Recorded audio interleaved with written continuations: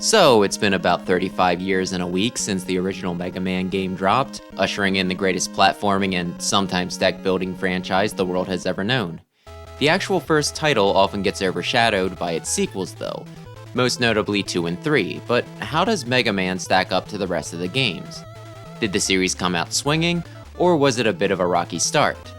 If you played it, you probably have an immediate answer, and if not, well, let's just say there's more to it than the Yellow Devil being hard. In honor of the 35th anniversary, let's take a look back to where it all started, Mega Man for the Nintendo Entertainment System. So, just in case you've never read the instruction booklet, or watched the first episode of the Ruby Spears cartoon, Dr. Light created a set of 8 robots to aid humanity. The first 2, Rock and Roll, he made to help around the lab and house, as well as act as sort of children to him, as a lifelong bachelor. The rest he made with practical, industrial functions, like construction, research, and facility management. Light's assistant and fellow scientist, Dr. Wily soon reconfigured all but Rock and Roll for combat in a bid to take over the world after jealousy and megalomania got the best of him. Rock, with his heart of justice, volunteered to be redesigned for combat in order to thwart Wily's ambitions, and thus Mega Man was born. As for the Blue Bomber himself, he can jump, he can shoot, it's not complicated. We'll get fancier moves down the line. There are still a few things we can discuss though, like the points system. Defeat an enemy, get some points. Clear a level, get some points. Kill a guy and collect the ball he drops instead of something actually helpful, get some bonus points when you beat the stage. Enjoy it while it lasts because it never comes back. Well, outside of the arcade games. I don't know what I find stranger about it, that they never used this system again or that they ever bothered with it at all. On one hand, some people go crazy for this kind of stuff and it doesn't seem like the sort of thing that'd be too hard to implement. On the other, it's really easy to ignore, there's no high score screen, and since there's no time limit in levels, you could probably just maximize your total by resetting screens and just killing the same enemies over and over again. Okay, I guess to answer my own question, I don't know why they bothered with it at all. I guess back when it came out, adding in a point system was just something you did, and it's probably best that this is the only time they used it. Mega Man doesn't have Rush or even the items in this game, but he does get one support power, the Magnet Beam. Select the power and hold the fire button, and a blue platform gets extended in front of you. The longer you hold it, the further it goes, but they disappear after a bit, and since you can only run so fast, you can't just spread one across the entire level and walk all the way to the end. While I've never gotten the timing down exactly, they always tend to last a bit longer than I think they will, and I'll jump onto the next platform before they can vanish on me. It also has pretty decent ammo consumption, so you have to be pretty careless to run out. I both love and hate this ability. On one hand, it breaks the game, and being overpowered is a pretty great feeling as you just soar over all the obstacles that would typically give you issues. It also lets you bypass some of the stuff that's either a little glitchy or maybe not as implemented as well as it could be, so it's a good tool. On the other hand, it breaks the game, to the point where you don't need to engage with a lot of stuff unless you really feel like it, and giving you a way around some of the more bullcrap elements also highlights how less than ideal some of the stuff in this game can be. Plus, it is missable and not explained at all, so it can be kind of frustrating to reach a spot where you need it and either not have it, or not understand what you're supposed to do. At least, I think you need it. While there's 1 or 2 sections that I don't know how to clear without it, I swear the first time I beat this game, I got it but thought it was the energy balancer or something and never used it. Am I gaslighting myself here, or is there a way to win without grabbing it? Anyway, it is pretty obvious and easy to find, and if you don't know what it does, you can figure it out pretty quick with some experimenting, so maybe that whole requirement thing shouldn't even be considered a complaint, unless you need to absolutely idiot-proof everything. It is worth bringing up at least, though. And this one has no E-tanks, but it does have this weird shuriken-looking thing called a Yashichi. Grab it to instantly refill your health and weapon ammo. There's not many of these, I only know the one in the final stage actually, and since you can't take it with you but have to use it right away, it's not as helpful as it could be. Still though, it's nice to have all your stuff topped off, and if you've been a bit cavalier with your weapons, it can be a lifesaver to get everything back right before the boss rush, so I can't hate on it too much. At the very least, I can appreciate it as the precursor to the E-Tank. As always, defeating bosses will net Mega Man their weapon, and the roster is surprisingly solid for a first outing. While most of them are just simple shots straight ahead, they all have secondary features that make them worth using, and most have pretty nice ammo consumption, so you can play around with them a bit. The Rolling Cutter travels in an arc and boomerangs, so you can hit multiple foes multiple times. The Thunder Beam hits in front, below, and above for nice coverage. Ice Arrows go straight, but can freeze some obstacles and enemies. Firestorm not only shoots forward, but also has a flame that travels around you for a barrier effect. Hyper Bombs are a little clumsy and take a second to go off, so you have to plan ahead, but it does have an area of effect. The Super Arm is the odd one out. You can use it to pick up blocks and toss them, which is good for traversal, but to use it offensively, you need those blocks to get any use out of it. Most boss rooms do have a few around, and Cutman and the Bubble Machine are the only ones with a notable weakness to it, but it is still the most situational weapon out of the bunch.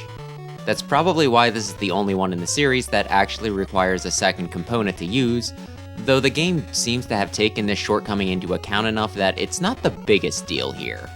You know, I've reviewed a good chunk of the X games by now, but I don't think I ever addressed just how innovative the series was, giving you a set of levels and letting you pick your path, with only the final set of stages being in a fixed order, and granting you powers upon clearing stages that give you advantages in not just getting through other stages, but beating bosses as well. Making the order you tackle things something you have to consider strategically rather than just willy-nilly. Heck, letting you try something else rather than just bash your head against the level you're having trouble with again and again is also really nice. While criticisms are coming, let me just say that they had a lot of really strong core ideas right from the get-go with the series. Speaking of those criticisms, most of the stages are pretty bland. Just based on appearance, most don't have much going on. Gutsman's is a rocky area with some steel beams. Iceman's is ice covered in snow. Alexman's is a nondescript tower, and Cutman's is an area of some sort. They all work for what they're meant to be, but later games all have something interesting going on, and even basic areas, like Obligatory Fire Stage, manage to have some flair, pun partially intended. As for the layouts themselves, most are, again, bland. They definitely work, you go from left to right, but they don't have a lot of the spectacular gimmicks that the other games do.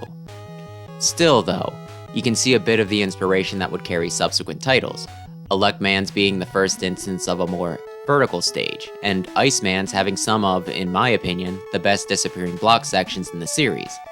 Not too simple and boring, but also without insta-death for failure or a section so long that you can't see the full pattern and have to wing it. Back to gripes though, there are several elements that feel unfair. There's a section where you have to drop in Gutsman's stage, and without knowing the right slot to jump down, you can doom yourself to falling on spikes with their big, dumb, square hitboxes. The eyeball platforms in Iceman's just kinda seem to do whatever they want and will sometimes refuse to get close enough to each other for you to make a jump between them. The window to dodge between those flames going through the tubes in Fireman's stage is extremely tight. Thank goodness for the magnet beam. The checkpoint in Cutman's stage spawns you directly into the path of an adhering Susie, which takes off immediately when you start.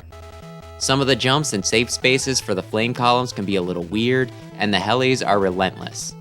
And then there are the big eyes. Dear Lord, do I hate these things. Sometimes they jump high, sometimes they jump low, and there doesn't seem to be a way to tell when they'll do which. If they touch you, you take a good bit of damage. I don't know how you're supposed to deal with these things. If you could slide, or if their jumps followed a pattern, I could see it. But as it stands, the only thing I can make work is freezing them with an ice arrow and then unloading, and you're not always going to have that option. While subsequent games normally have an equivalent of this is the only one that feels straight up unfair.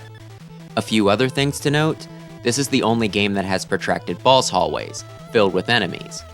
While they're not too hard to get through and there's a small chance that you could get a power-up, for the most part, they're slightly annoying and have a chance for you to take a stupid hit, so I'm glad they don't return. And for the boss rush, rather than get a room with teleporters that you go through as you like, with a health refill after each win, instead, you fight 2 in one of the Wily stages, then the other 4, one right after the other, in the final stage, no healing. While this isn't exactly a flaw, it is a bit harder going, and I definitely prefer the format that they switched to for 2 onward. The bosses from this one are quite iconic, especially Cutman and Gutsman. A lot of my early experience with Mega Man came from the Ruby Spears cartoon, so I have a lot of love for Cutman in particular, and Wily bases quite a few of his subsequent designs on Gutsman, so both are winners in my book. As for the fights themselves, most have fairly simple patterns that are easy to deal with, and this title leans really heavily on weaknesses, most Robot Masters falling in 2 to 4 hits. They go down pretty easy, the most extreme example being Iceman, who you can wipe without even moving and before his attacks reach you. Electman hits wide and hard, so you gotta take him out fast. And Fireman, I have no idea what's going on with Fireman. He's the only one of the Robot Masters I consider kind of hard, him throwing out waves of flames faster than you can dodge and also lighting the floor under you on fire, though one-on-one with ice arrows, you can typically outdamage him. He is a stumbling block for the boss rush though, and similarly, Gutsman can be too. Initially, the throwable blocks you can stand on keep him kind of corralled and his attacks easier to avoid. Sure, he can hop up with some effort, but you can probably take him out before that. In the rematch though, he has free range, and not only is he more likely to move out of the way by the time your bombs explode, but he can also move forward more easily and bash your head in if he traps you in the corner. 2 Wily stage bosses are kind of interesting. The Yellow Devil is infamously hard, but the way it splits itself up is always the same, and only the bottom 2 rows will hurt you unless you jump into them, so learning the pattern can help a lot.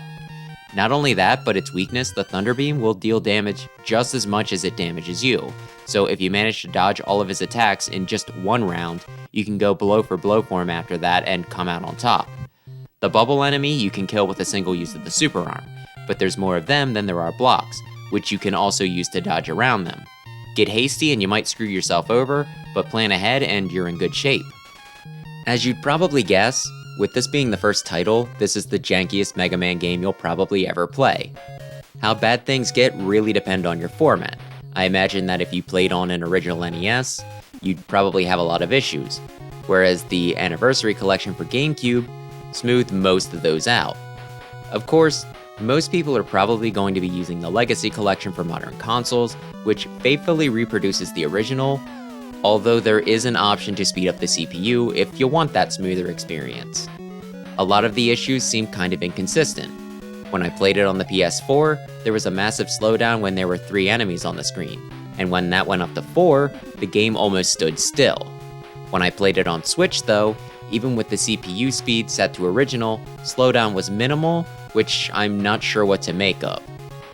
Please tell me that the Switch isn't too weak to properly replicate the original code.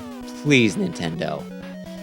And I swear, there's been instances where I've fallen through the floaty eyeball platforms when I got hit standing on them, though I wasn't able to reproduce this one, so maybe I imagined it.